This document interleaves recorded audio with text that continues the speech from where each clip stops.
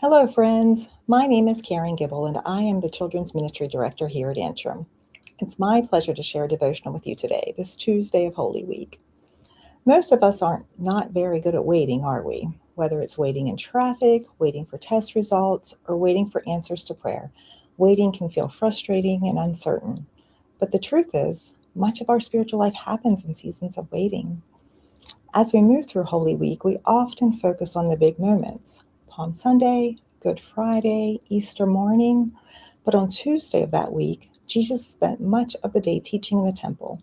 He knew the cross was only days away, and he was continuing to prepare his followers for what was ahead. And one of the things he taught was from the parable of talents in Matthew 25. In this parable, a master goes on a journey and he entrusts his servants with different amounts of money, what the Bible refers to as talents.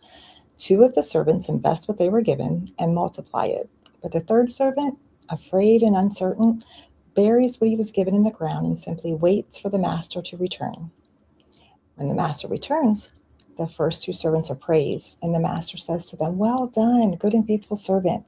You've been faithful with a few things. I will put you in charge of many."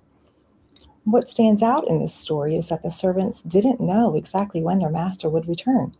They were living in a time of waiting. But the faithful servants didn't just sit still, they used what they had been given. And that is where many of us may find ourselves today. Much of life involves waiting. We wait for prayers to be answered, we wait for direction about the future, we wait for healing, change, or clarity in situations that feel uncertain. But Jesus reminds us that waiting does not mean inactivity. God calls us to be faithful with what he has already placed in our hands. And we actually see an example of this during Holy Week itself.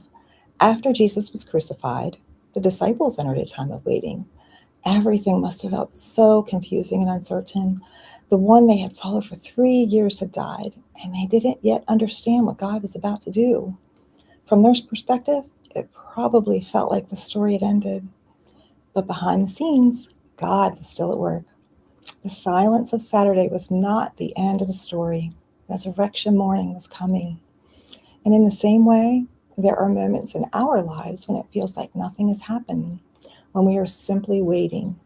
But God is still working in ways that we cannot see. Our calling during those seasons is not to try to control the outcome. Our calling is to be faithful.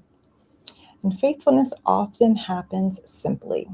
It might mean encouraging someone who needs kindness. It may be as simple as serving where we are, even when it feels ordinary. It might mean continuing to trust God, pray, and obey, even when we don't yet see the results. What matters most to God isn't how much we've been given compared to someone else. What matters is whether we are faithful with what he has entrusted to us. So as we walk through this Holy Week, we can remember this.